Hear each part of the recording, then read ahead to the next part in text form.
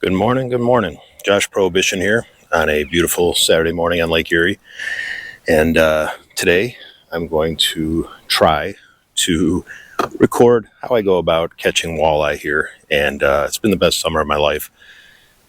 I have become pretty good at fishing, but I am really bad at technology. And every single time I bring my GoPro out, something fails. So got a new battery, got a new memory card. We'll see if that makes a difference. And I'm assuming what will happen is I'll start catching some really incredible fish and the GoPro will turn off. But anyway, I'm going to troll crankbaits, and I've been getting my 6 every time, which is kind of a wild run I've been having. So hopefully the good luck continues. Hopefully I can actually get a GoPro to work, and I'll kind of talk through how I go about trolling crankbaits and hopefully put 6 walleye in the good old kayak here. So I appreciate you guys watching, and let's have a heck of a day. So I was involved in professional wrestling for 25 years. I just retired, had my final match last May, and it was something I would never give up. It was some of the most incredible, crazy memories I've ever had. The drawback to all that, though, is, it definitely took a toll on my body. Pro wrestling is awful for you physically. So I've already had a doctor tell me that I need a new right hip already. And my shoulders are pretty bad. That being said, I try to stay in decent shape. But as I've got into my 40s, I have to kind of stop lifting with my ego and start lifting with my head. And one of the things that I instituted was a 135-pound rule, which means squats, deadlifts, bench press. I can never go over 135 pounds because that's when I always seem to hurt myself. But anyway, on July 5th, I was feeling real good, and I decided to throw a little more weight on the bench press and completely popped my shoulder. And I've been in pretty significant pain since then. So I've been out fishing once since then, and it hurt real bad. So I'm gonna try again today and see how the shoulder feels. So hopefully it hangs in there. It's one of those things where I'm definitely not even getting it checked out until summer's over. There's too much fun to be had to get some surgery or have to do some rehab type stuff. So anyway, we'll see how the shoulder holds up. Hopefully it doesn't pop again.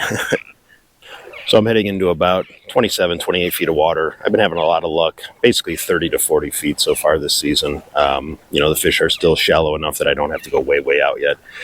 So I'm just going to continue to troll these crankbaits here.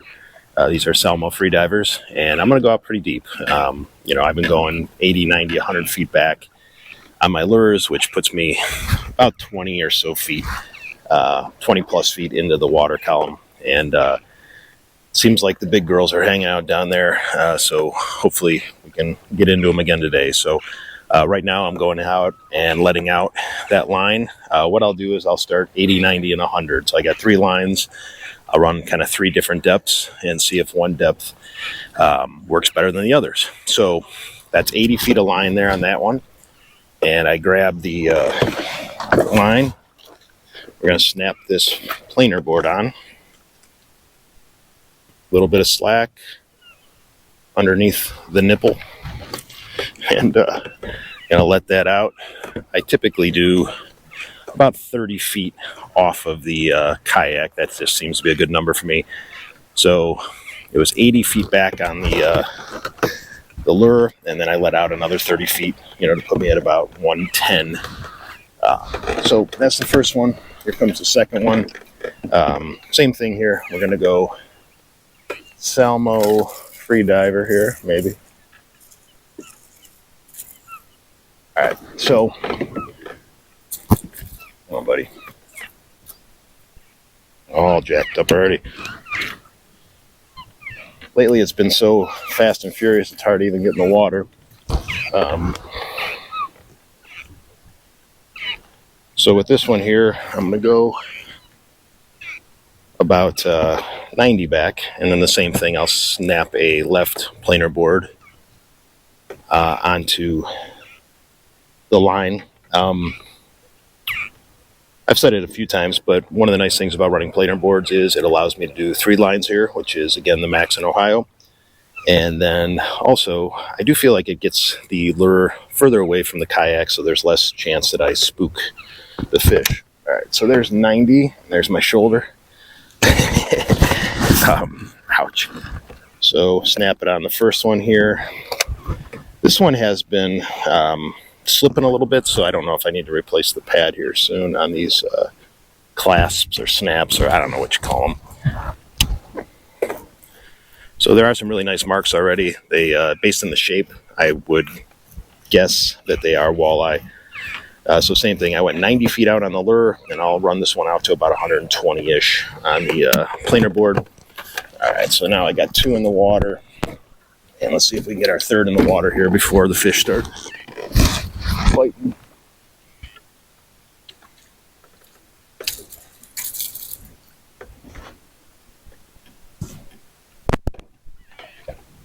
Wonder if that's a fish already. That would be a good start. Nope, don't think so. All right, we're good.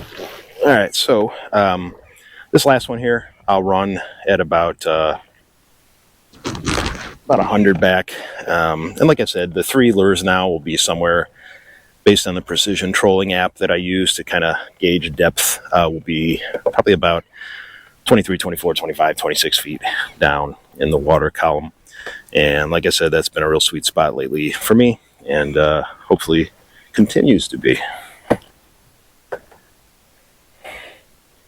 All right, there we go. We got 3 in the water. I'm going to try to maintain a speed of about, let's say, 2.0 to 2.2, somewhere in that ballpark.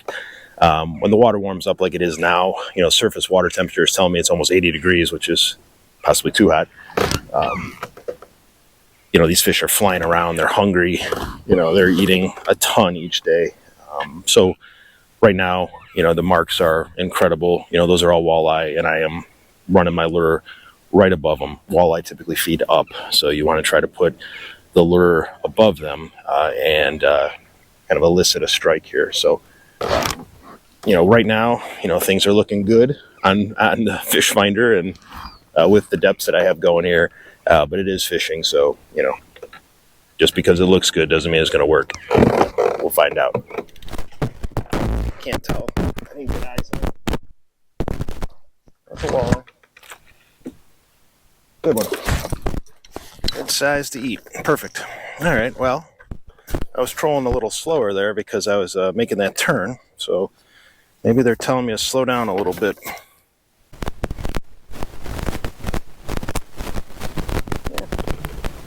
Decent. Meter.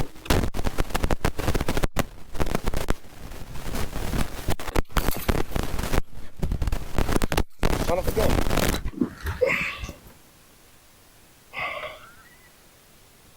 Oh, is that a perch? Wow, that is a monster perch. That's like, could be Fish Ohio size there. All right, all my lines in? Yeah, I'm good. I can relax. Wow, that is a fat perch.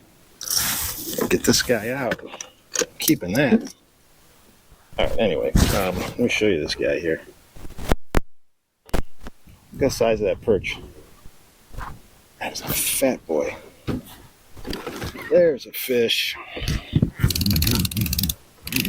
That's a good fish. That's probably a drum. Just about trying to take a leak too.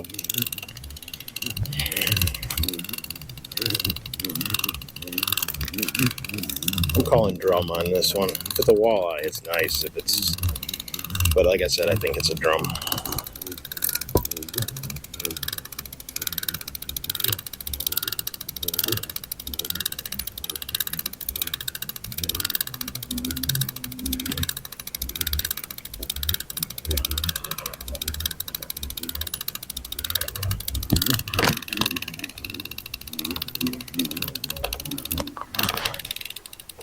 Oh, it's a huge walleye. Come on, baby. Come on, baby. Get over here. Wow, that's a monster. Yeah, that is a beast. Heck yeah. Oh, yeah. That's a sweet fish. Sweet fish. Just trying to take a leak. And that guy bit. Heck yeah. Man, that gets heavy. Alright. Got the wind at my back, which is good.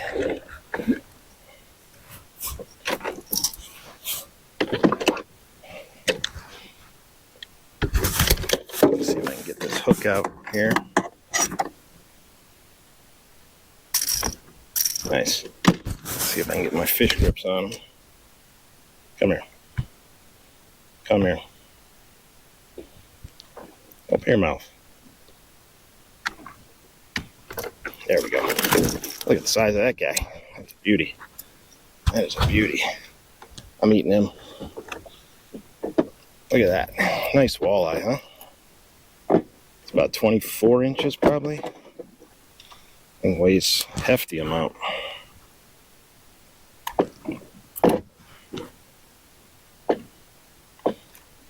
Man, it's hard to puncture this skin here. There we go. All right. Again, one more time. Look at this guy. The heck of a fish. I stick my finger in his mouth. Ouch. All right. Well, three. Can't tell.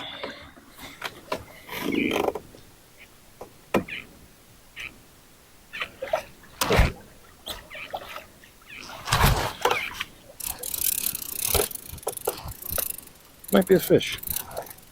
Might be a fish. Sometimes these planer boards can lie to you, especially if you got real kind of deep diving crankbait on there. And the wind and the waves play into it as well, but I got a feeling there's a fish on there. We'll find out, obviously. Detach the planer board here. And this is where it's kind of easy to lose a fish. You want to try to keep some tension on there as much as you can. Speed up my troll. We'll see what we got. I mean, if it's a fish, I don't think it's going to be very significant. Well, we'll see. You never know with fishing, man. That's the beauty of it. Every day is a different adventure. So this is on a Walleye Nation Reaper here. I switched out. Still don't have eyes on anything.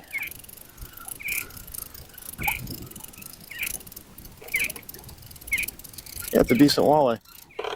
Maybe. Come here, buddy.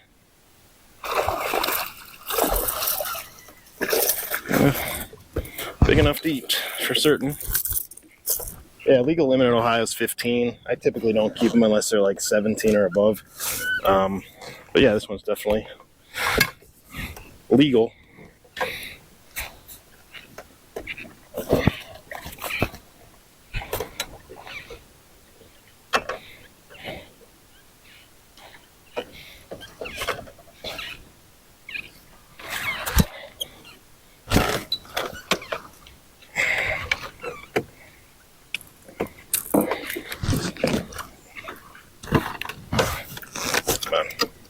Get out of there. Okay. Let's try to keep my troll going here so I don't get tangled. Alright, you stay there for a minute. Man, these fish are healthy right now. They are thick. Even the smaller ones got some weight to them.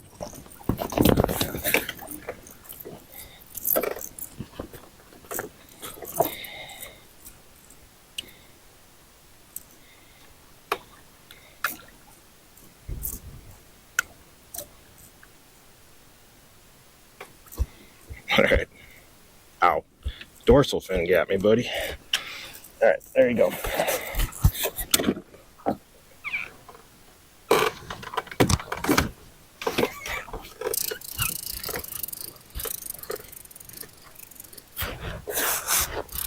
Fish on letter.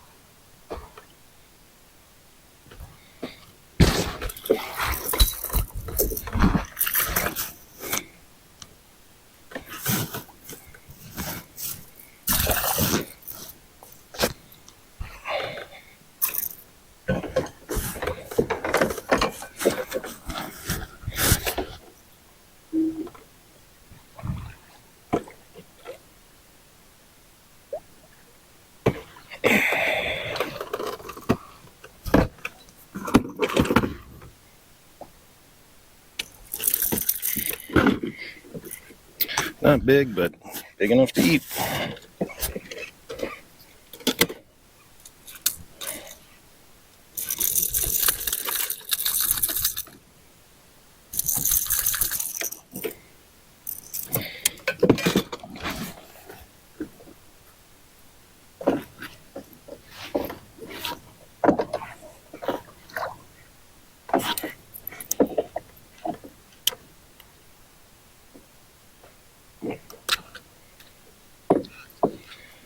Not huge, but again, plenty big to eat. All right, let's not get a hook in my leg. Let's not get our lines crossed. That's 5. Need one more here. Call it a day. There's a fish. Hopefully this is the right flavor, and hopefully I get it in the net, because this would be number 6. We'll see.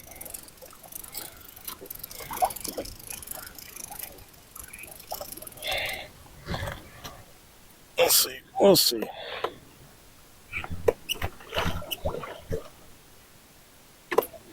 right, there's the board. Let's now see if we can get the fish. I don't have a feel for it yet.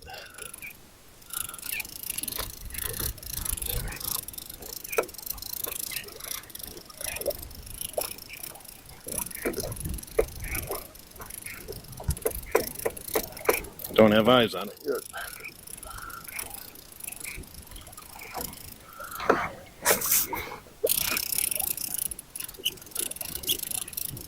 A little fight. We'll see. We'll see what we end up with here. Yeah, there's a tiny bit of fight. Might be worth keeping. Yep. Let's get it in the net, baby. Come on. Come on. Oh, it's gonna lose it. I got him. Got him. Got him. All right. That's 6. That'll conclude the day. Nice.